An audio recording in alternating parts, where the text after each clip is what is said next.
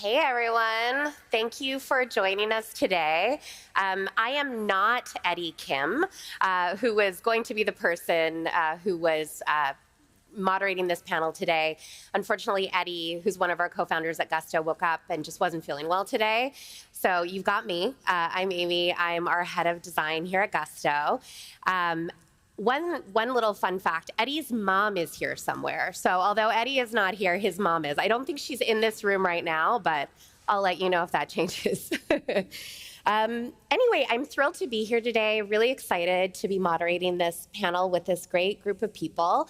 As Morgan said, we're going to be talking about AI and how small businesses can use AI, and we're going to be talking about it in really specific terms through the lens of some of the folks here. So we're going to start with some introductions. So let's just go down, and if you could just introduce yourself and share a little bit about you and why you're here in your business. Arash. Hello, everyone. Thank you for having me here. I'm Arash, one of the partners at a venture capital firm called Pear VC. We are early backers of Gusto. I'm very proud of that. I lead a lot of our AI and infrastructure software investments over there. Basically, it means that I invest across the software stack, anywhere from chips all the way to the applications that are available there. I'm a software engineer, ex-founder, but I've been through 3 startups. I've been through small businesses as well as startups, and very excited about what can happen in the future with all the changes that are coming. Thank you. Awesome. Over to you. Hi, everybody. I'm Kathryn Rapp. I'm the owner of US Cryotherapy in San Ramon, California, in the East Bay. I also just purchased Enlighten Float, also in San Ramon, and I'm also the managing partner of a small business consultancy called Kingtree, and we help small businesses with some economic insights. Hi, my name's Jen Storey. I am the owner and founder of Red Hill Painting. We're a residential painting contractor here in San Francisco, established with my husband in 2004. And hi, everybody. My name's Nich Tremper. I'm the senior economist on the Gusto Insights group. We're a team of economists, communicators, social scientists who seek to understand the economy and what matters to small businesses. So over the past 2 years, year and a half, we've been really studying AI, how small businesses are using it. So I'm excited to talk with people who are doing it in practice as well, not just sitting behind my computer. Awesome. Thanks, everyone. So I think, as you can see, we've selected folks on the panel who all bring different perspectives to how small businesses can use AI, how small businesses are using AI. I think we're all at different points in our journey. And so I just want to start by saying it's okay if you are coming into this panel with a lot of questions. We have some answers and certainly some thoughts for you, and we're also looking forward to answering your questions live in a couple of minutes. But yeah, let's just start with a question for Kathryn and Jen. So could you just tell us a little bit about your own entrepreneurial journeys? Why did you start your business? Sort of what motivates you? How did you get going? Yeah, absolutely. Go ahead. My journey into small business ownership is really a personal one. I was diagnosed with breast cancer right around 2 years ago in November of 2023. At the time, I was a COO at a small tech startup. And I was traveling, your typical startup life. I was traveling. I was living a very stressful life. I'm a mom of two young boys. And I really took that diagnosis like a bitch slap from the universe, right? It's kind of a wake-up call that made me realize that I have to prioritize my time. I have to prioritize, be really purposeful about my life and my career and what I want to do. So when I was done, I was using US Cryotherapy and all of the treatments in that center as I was going through chemotherapy and radiation and all of that. And I really believed in the power of reducing inflammation in our bodies. And when I was done with chemo, I really had to look at myself and think, what's next for me? And the only thing I know what to do is grow companies. So I said, let's do this. Quit corporate life for now and figure out how to own a small business. So I started looking around, and someone suggested to me, why don't you buy the place that you go to every day? And I said, great idea. So I approached the owners, and they were eager to sell. It was a distressed asset. A year later, I was able to turn it around and increase revenues 3x year over year. So I'm very proud of bringing my skill set as an operator and somebody who really knows how to grow businesses and use tools in order to do that. I've just bought my second business, which is another alternative wellness business called Enlighten Float. So it's a great complement to cryotherapy. And so to me, small business ownership isn't really just, kind of something that I do on a day-to-day basis, right? It's really something where I'm bringing wellness to a community because I really believe in the power of these therapies. If it can work for me, it can work for, everybody in my small East Bay community. Awesome. Thank you. So my entrepreneurial journey started while we're in this AI boom right now. There was another boom like 30 years ago, the dot-com boom, that my husband and I were both working in tech at the time. And for a few years there was the boom, and then there was the bust. And we watched as lots of friends would go to work every week, like, didn't get a pink slip this week, or the company I worked for put everyone on a 20% pay cut, mandatory. It lasted over a year. And so we kind of were starting to think like, we didn't really like this feeling of waiting for other people to make decisions about our ability to earn and kind of control over our business and our lifestyle. So we decided we were going to start our own company because then nobody could fire us. And nobody could come in and save us either. And nobody was going to make decisions that impacted our well-being as much as us. So really that was how we started the business. My husband had done a couple years of painting when he first arrived from Ireland a few years prior. And so we thought, this is a low cost of entry. I'll use all 6 years of my marketing experience. Sure, I can start a business, why not? And that's what we did. And so that has always been for us kind of the guiding principle is control over our finances and control over our lifestyle. And so that's how we did it. Thank you. I love hearing the origin stories of small businesses. I'm sure all of you have stories too that are just as compelling about why you got started. It strikes me as always as so brave. Let's go to you, Arash. I would love to hear a little bit about, I know you have a lot of knowledge about the AI market and the technologies that different companies are using. And I'm curious what you would recommend to a small business owner who's just getting started, who maybe is curious about AI, but isn't really sure how to think about leveraging those technologies for their own company? Yes, that's a big question of our time for everybody. Obviously, things change all the time, and we are all trying to keep up with the pace of change. But it's very exciting, actually, time for small businesses. In the VC circles, there's this saying that we will see in our lifetime a billion-dollar company that is run by one person. And small businesses are already there. So I think in many ways, we're going to be impacted positively for small businesses that, we can start with the obvious things that the operational efficiency is going to increase. We're going to have more tools to run our businesses that have been only available to larger organizations. So like us is an example of that. In addition to now being able to run your businesses a lot more efficiently with having AI helping with running the operations, I think you can expand the impact of your business now a lot easier than it used to be before the AI.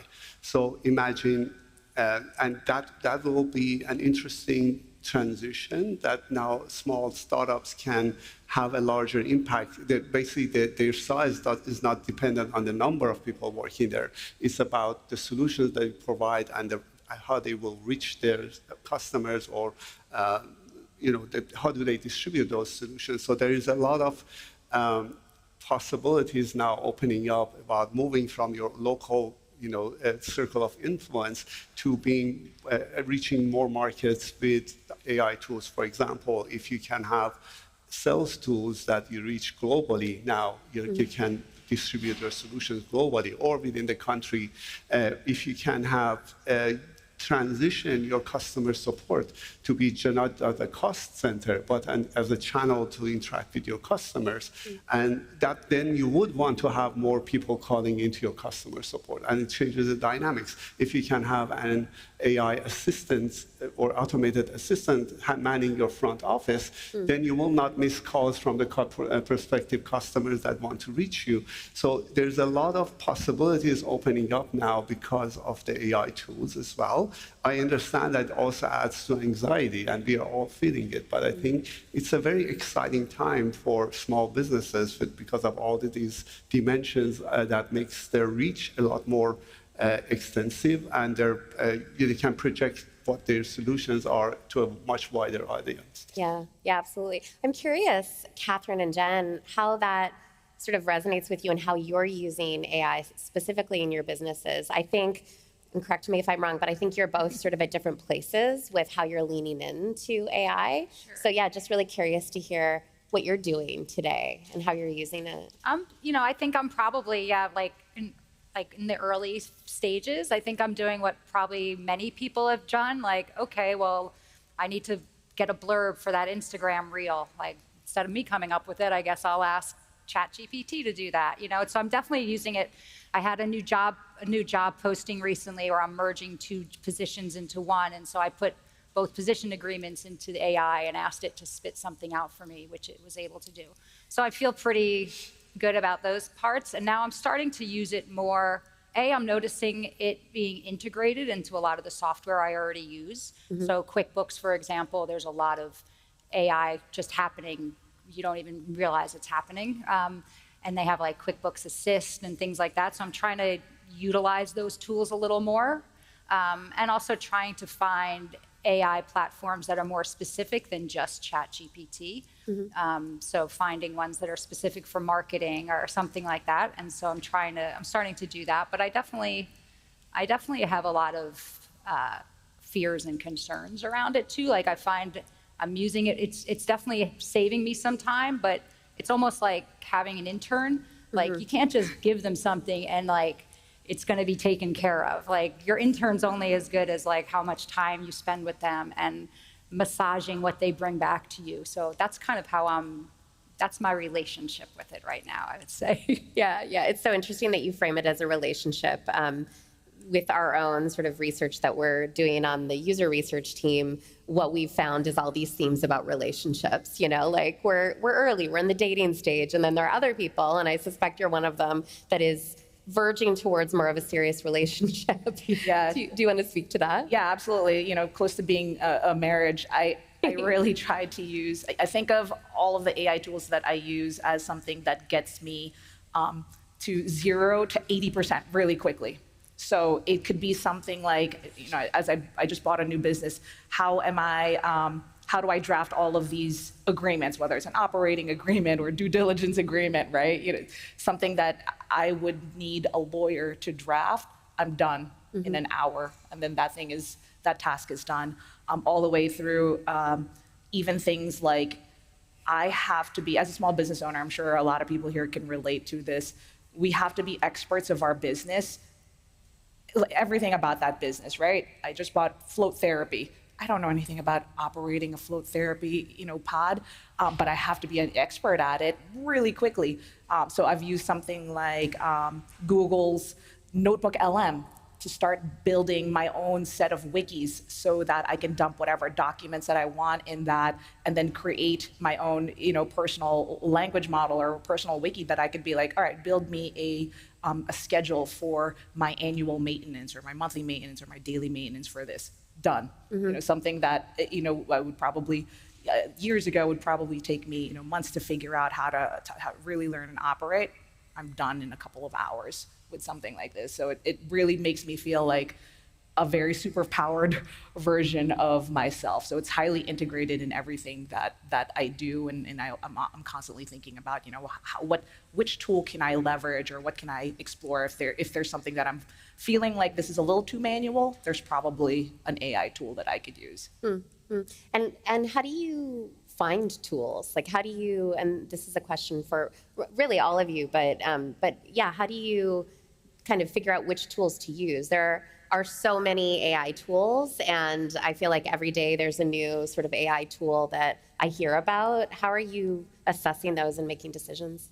I actually asked ChatGPT for some ideas. I was like, besides you, like, if I wanted to do this, like, and it gave me a bunch, and then I checked them out. Yeah, it's great. So. Yeah, that's great. That's like a use case of ChatGPT that I actually really like. Is like, it's almost like a coach. Like, help me figure out how to do this thing that I don't know how to do, and it, well, will tell me sometimes. Yeah. Yeah. Nich, I'm curious with you, if we could sort of zoom out. I know that you're doing a lot of research, and I'm curious what sort of trends you're seeing with small businesses and their use of AI and how that's shifting, because this environment is shifting really, really quickly. Yeah, you know, when I think about small businesses and AI, a lot of the story that I keep coming back to is progress, right? You start at Jen's position and you move towards Kathryn's position, and that's really what we see for small businesses. Earlier this year, we ran a survey of small business owners to ask them about their experience, what they learned while they were working with AI, how they got into learning about AI. And one of the things that jumped out to me was that 5% of small business owners right now say that 30% or more of their tasks use AI heavily, right?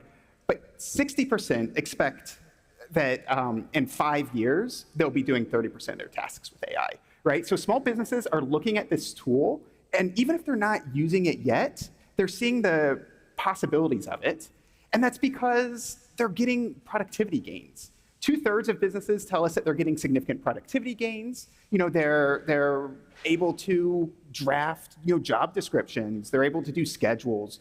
They're also able to engage these technologies in ways to do creative problem solving. I've never been in this industry before, but I bought a business. Help, right? Like, they are able to really use technology in this way. And I think one of the biggest impacts that we're going to see kind of goes to this $1 billion one-person business, right? 30% of folks who started small businesses said that AI actually made it easier for them to do so. So when you start a business, I haven't started a business. I'm the minority in this room, right? But like, everybody in this room knows there's a checklist. You've got to figure out regulatory requirements. You've got to draft job descriptions. You've got to make that hire, right? And AI is making it easier so that you can focus on the things that got you excited about starting your business in the first place. Yeah, I love that. I love that.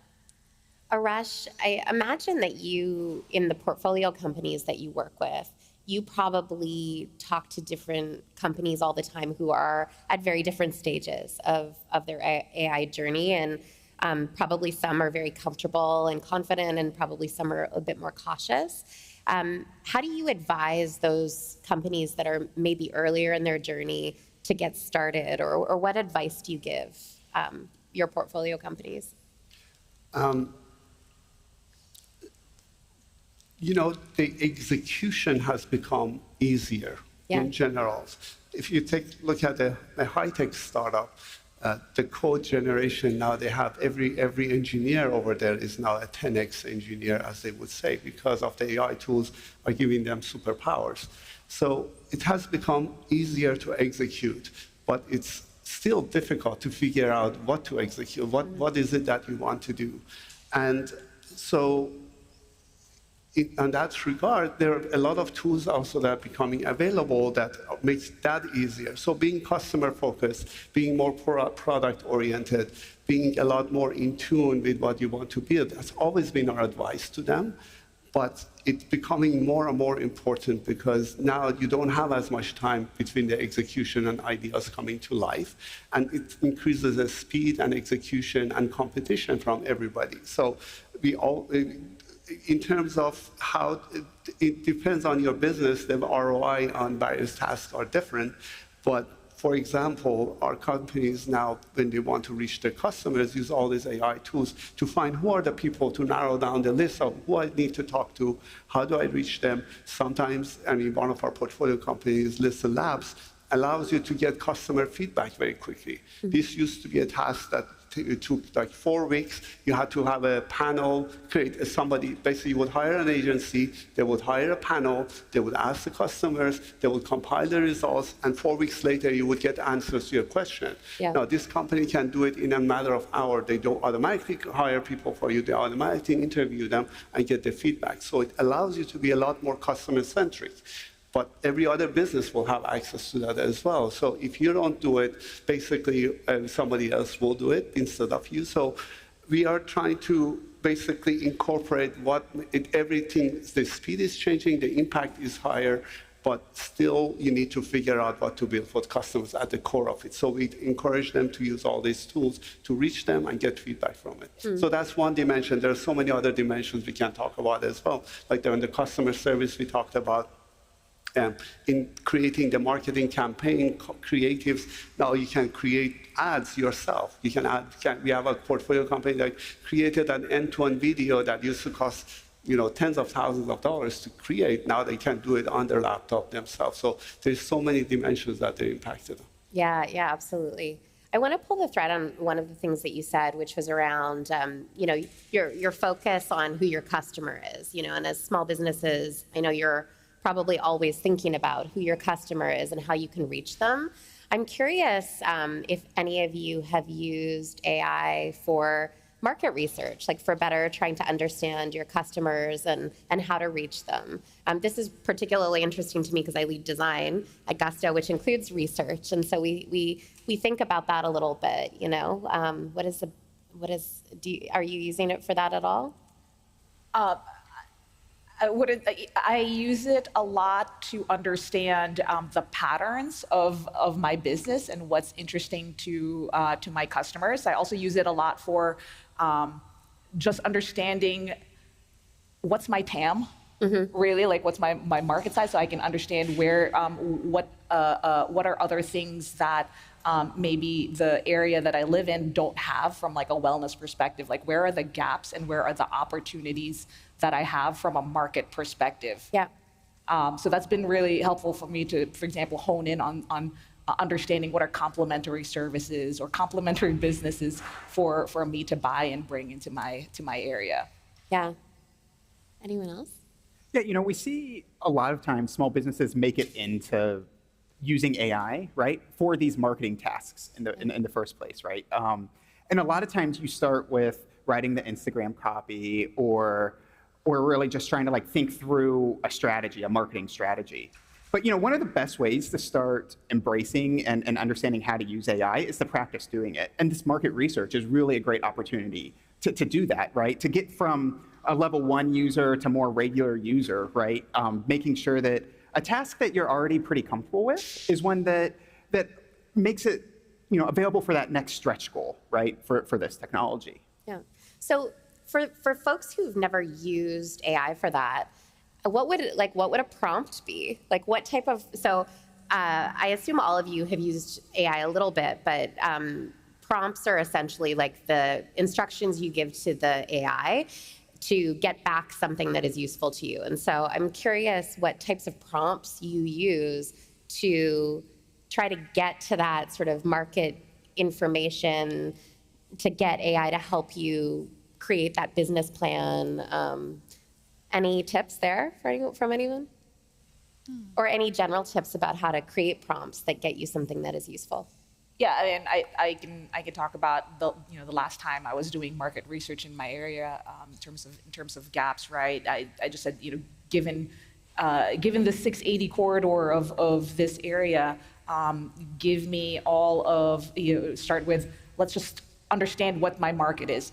Let's broaden it out. What are all of the alternative wellness providers in this area, and help me understand what are their specific what are the specific treatments or therapies that they provide, and then I hone in on. Then I ask the opposite question, which is like, what are the gaps that an area like this of a size like this, the size of Danville, the size of Alamo, all of the surrounding towns, what are the treatments that are missing in this area in comparison to maybe other areas of similar size outside of the Bay, outside of a major metropolitan area like the Bay Area. Now, what are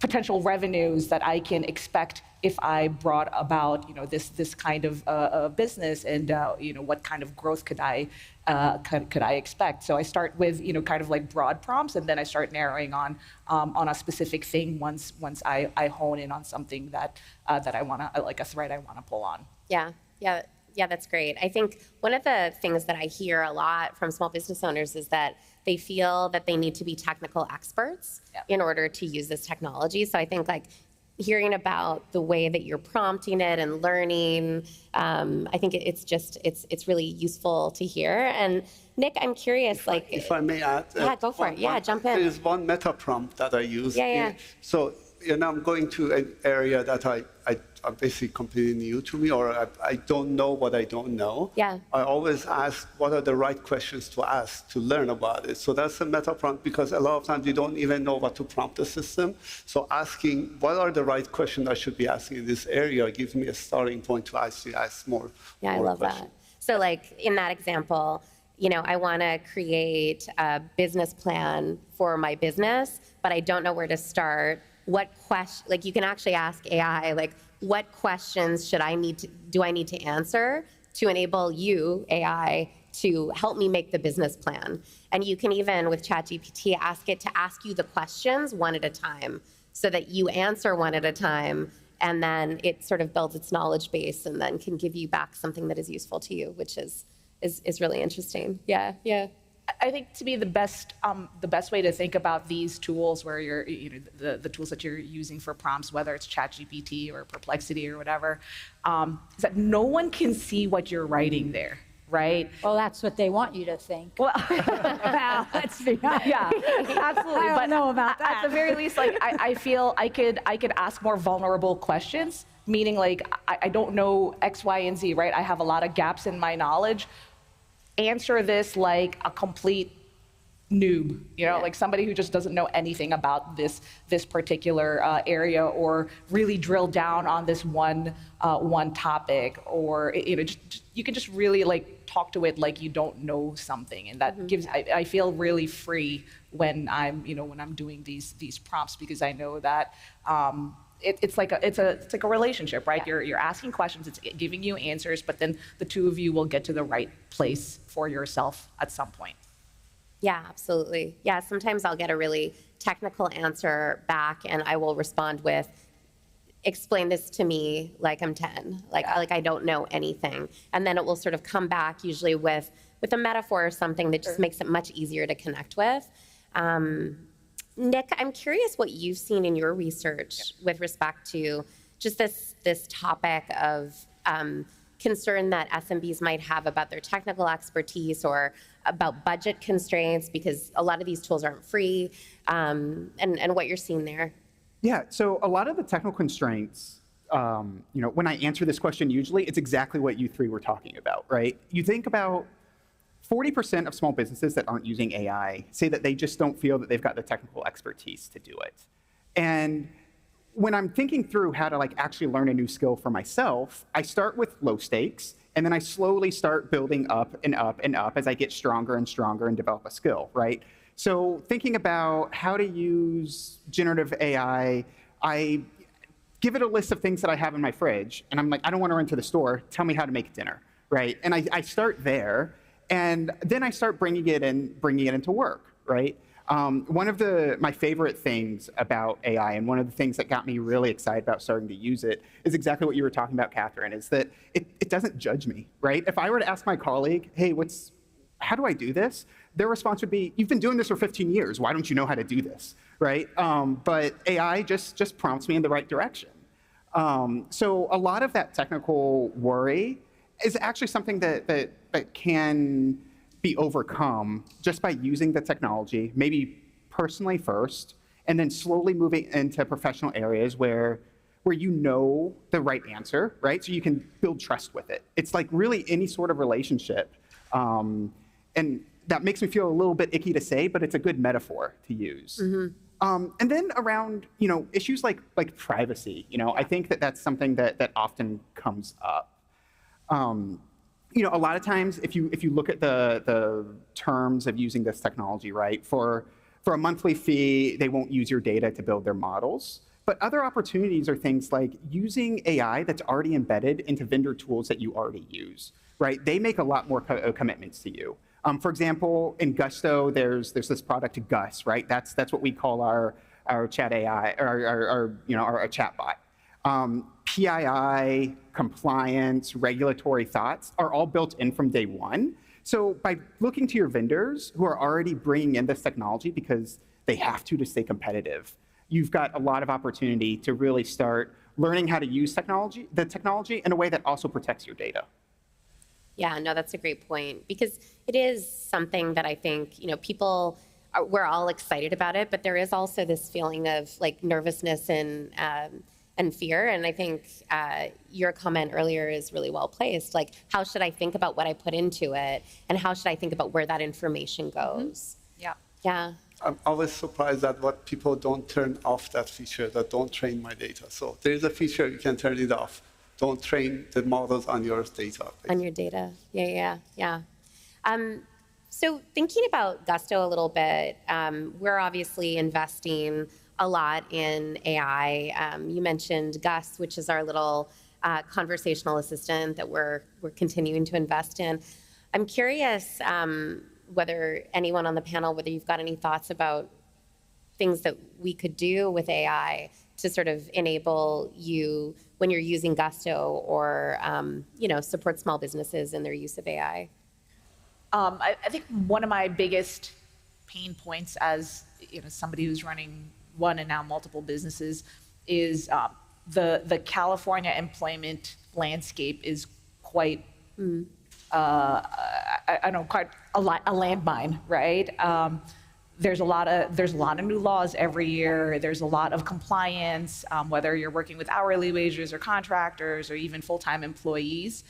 And whether it's through Gus or other tools, I'd love compliance support such that I can, for example, feed my employee handbook into something and say, look at my employee handbook.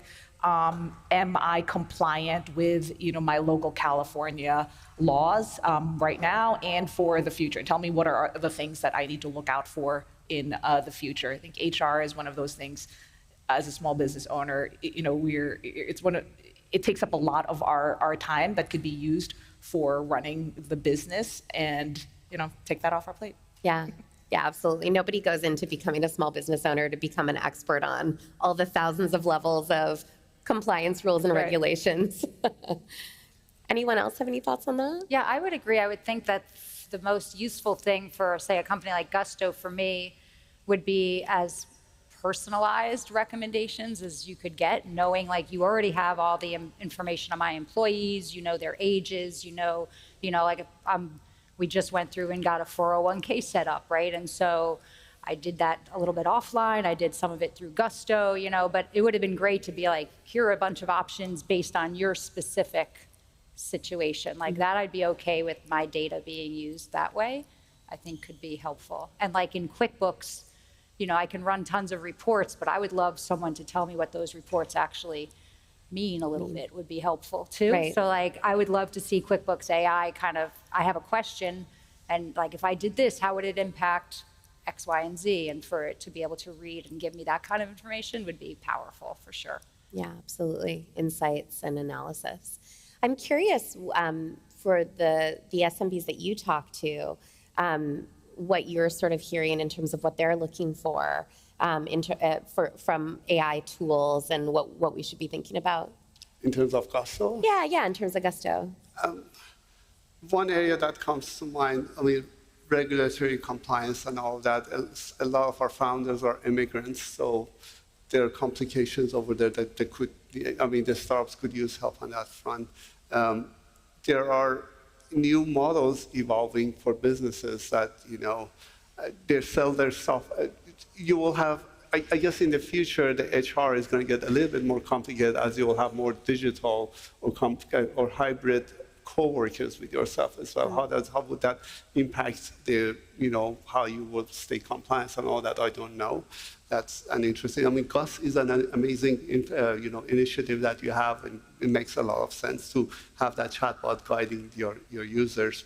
I see a lot of the businesses, when they move from small to a little bit larger, there is a wide gap between, for the ERP system, they go from managing their business in the spreadsheet and all that to next level being available. You have to have a heavy-duty ERP system, and for Gusto, you have a lot of that foundation there to maybe move into that direction as well, to recover that white space. That I'm not big enough to have a heavy-duty ERP system, but small enough that I'm running. I'm large enough now that Excel spreadsheets is not going to do it for me.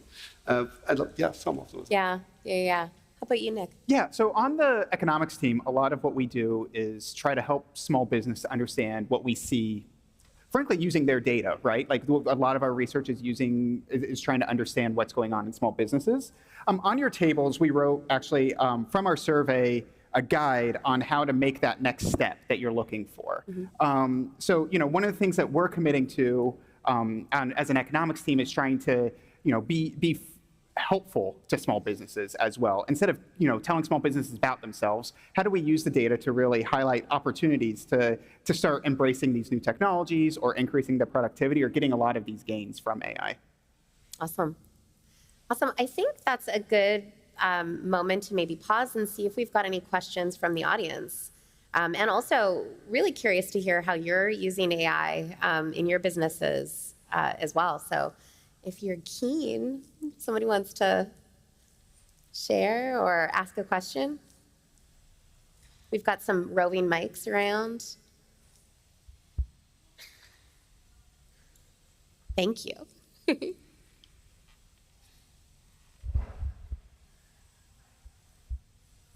Hi, thank you so much. My name is Reese. In my role, I work a lot with compliance, so I was interested to hear about how you spoke about, putting is my employee handbook compliant in this state. We are dealing with a lot of very complex compliance things, especially if you're in multiple states.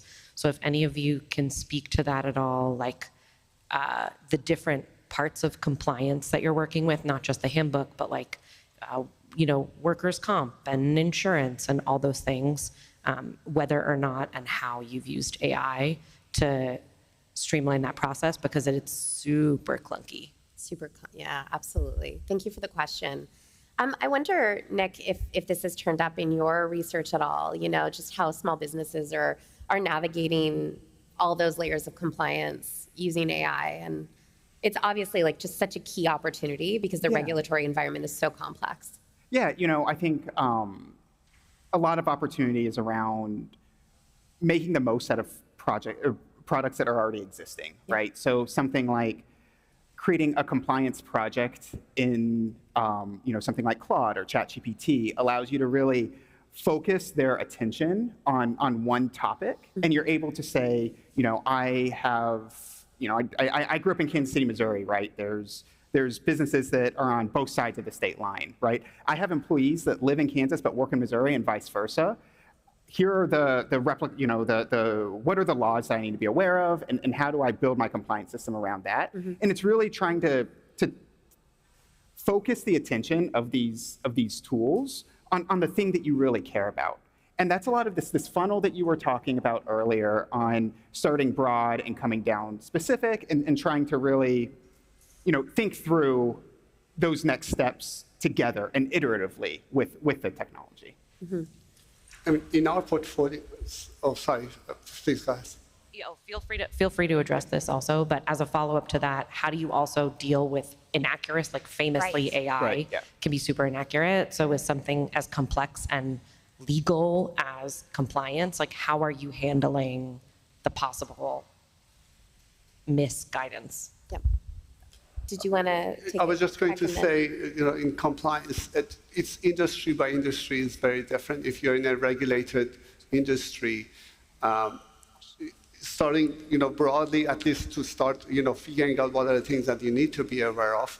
But there are a lot of specialized tools per industry that are evolving as AI, AI tools.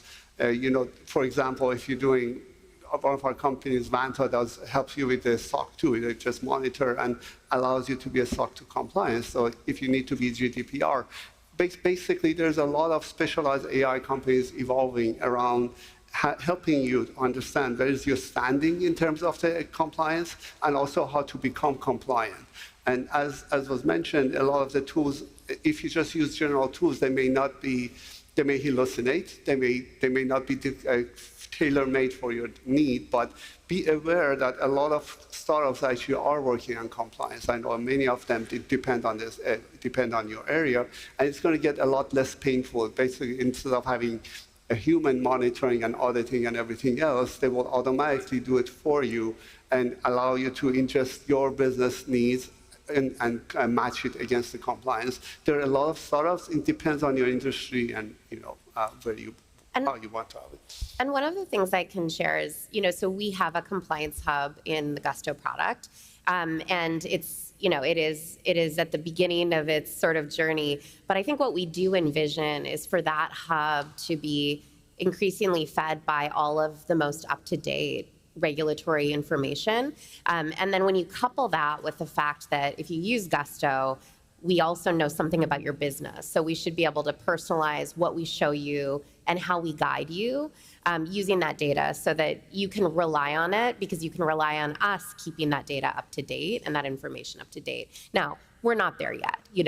We're very much working on it, but definitely this is a key pain point that we hear a ton from customers. And like I said earlier, nobody goes into running a small business because they're super excited about navigating 17 conflicting layers of compliance regulations. So I definitely hear the pain point for sure. It's real.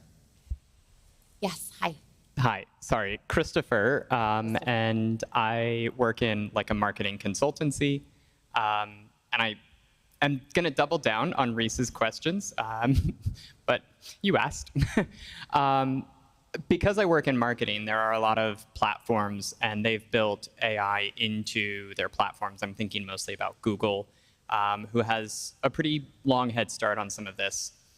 A lot of the things that are kind of related world that Google is doing in their platforms are almost agentic, and they're very predictive. And Arash, I think you were kind of alluding to this. The compliance elements where they say, businesses like yours or campaigns like this benefit from X or Y, and they're surfacing recommendations, I think that's the type of benefit or product element that would be really, really helpful, where before I even know about something that I'm not in compliance with, the tool is surfacing that and saying, this may be relevant for you, and coming to me and surfacing it and not making the decision, but prompting me to investigate and then take the action. Yep. Is that something that is feasible, possible, coming?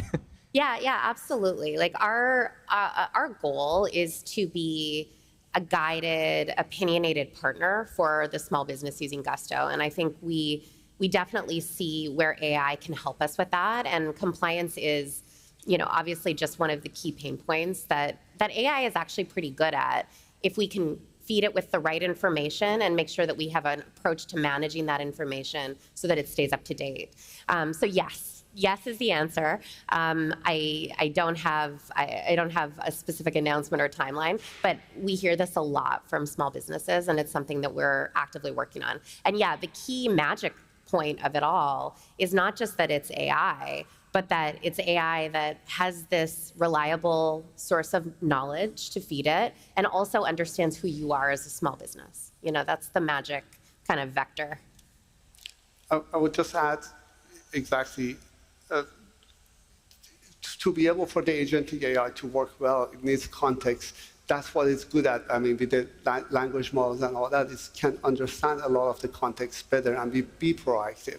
And a company like us that, you've already trusted with your data, with the very sensitive aspects of your business, is an amazing place to develop those agentic workflows for you to be able to say, based on everything I know about you, so you've already solved the trust, you're already running your business on cost. So it will be, I'm pretty sure it's built off and coming, that all those aspects are, you can expect them. You can expect your compliance virtual coworker next to you that is watching out for all of that. I think we saw some other, Hello, my Hi. name is Judy. I'm the Hello. owner of Mannequin Madness, and I've been a Gusto user for, I think, about 10 years now. Amazing. Very happy for the most part. We'll talk about that separately. But my question is, if you use AI for advertising, do you feel comfortable relying on AI exclusively to create your ads and analyze your ads, or do you use an outside company that use AI tools?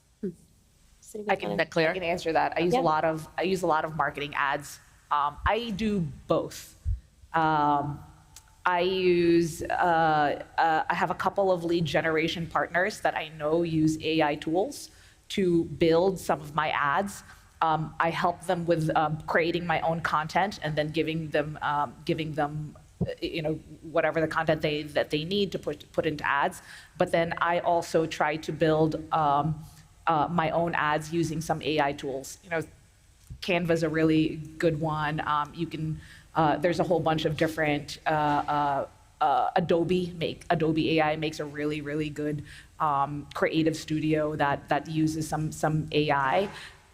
What's tough about my business, which is health and wellness, and it's very much community oriented, I can't make those ads look too AI, right? So a lot of times there's a version of me in there, so to make it a little bit more real. So I'm still balancing ads that look little AI and then look realistic. But I think we're getting there, and I'm getting more and more comfortable using these various creative tools. One of the concepts that we talk about a lot here is human in the loop.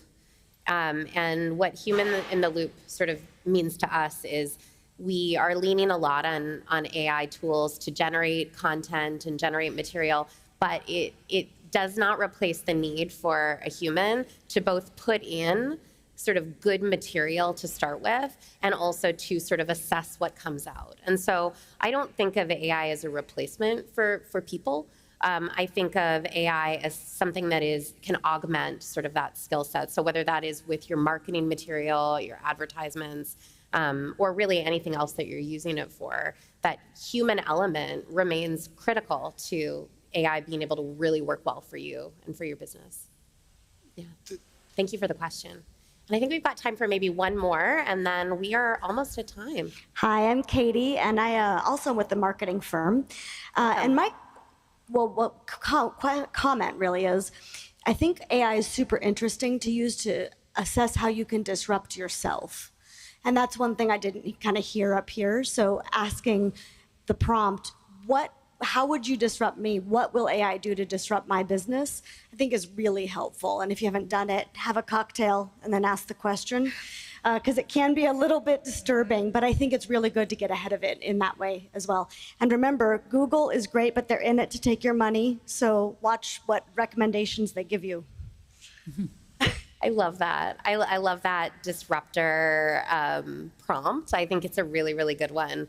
I sometimes use it as a coach. Like I'll ask it something like, give me feedback that sort of somebody who's extremely critical of me would give me feedback on for any number of different things that I might be working on. And it never fails to have constructive feedback. So we're pretty much at time. Really appreciate all the questions. I would love to just end with something like maybe one of your aha moments that you've had in using AI personally or in your business that we could sort of leave everyone with. There's so many of them. Sorry, hard question. For me, my aha moment is that I don't have to spend so much time and effort into learning and doing everything myself. Like I truly have, When I was in tech, I'd have a team of operations people doing analysis for me. I don't need any of that anymore, and I don't have the luxury of, maybe it's not I don't need it, but I don't have the luxury of that, and therefore there are tools now for me with just a couple of simple prompts or just understanding that tool a little bit more that helps me augment myself, and I don't have to be the expert in this industry or that or this particular piece of technology or this particular therapy. I will get there through the use of these various things. I will get the support that I need, and that makes me feel, that helps me sleep at night. Awesome. Anyone else? I think my aha moment was more the idea, I think when I first started using AI, I was a little disappointed at first, because at first, you get, all you do is put in this prompt, and then you're going to have a business plan, and then you can run a business. That's not at all what happens. You put something in, you get some information back, and at first I thought, oh, it's all right. I don't know what I'm going to do with that, and then I went to run my business. And so I think now the idea of it's just a person on my team, right? I keep thinking of it as that intern who is not an expert in my industry at all. So I have to still work with this team member, but it's helpful because I was never going to hire a full-time marketing person or a full-time benefits administrator. You know what I mean? I play all those roles. So now having this idea of having somebody I could pull on for a few hours a week as I need them is appealing. But it takes more work than I think I initially thought it would. Yeah, and for me, I think a lot of it it's made me a better critical thinker, which I think goes against the common narrative around AI. And because, I have an idea, so I immediately try to get AI to test it, right? I've done everything except from argue with it about Lord of the Rings characters, right? To think about what specific math model I wanted to use. And in each of those ways, I had to make a case to myself, but also to something else that was interacting with me. Yeah, because I have the other fear, I'm getting lazy from it. I'm getting lazy. Part of me definitely has that fear. I'll go ask it to write something, and it's you could have written that. Just took 5 minutes and wrote it, but But you don't need to do it all. I guess so. For me now, I start everything by asking AI, so at least I know I have the baseline that whatever AI understands, and helps me focus on what is my value add all the time. For example, I used to be a software engineer, and I pride myself, being able to put software together.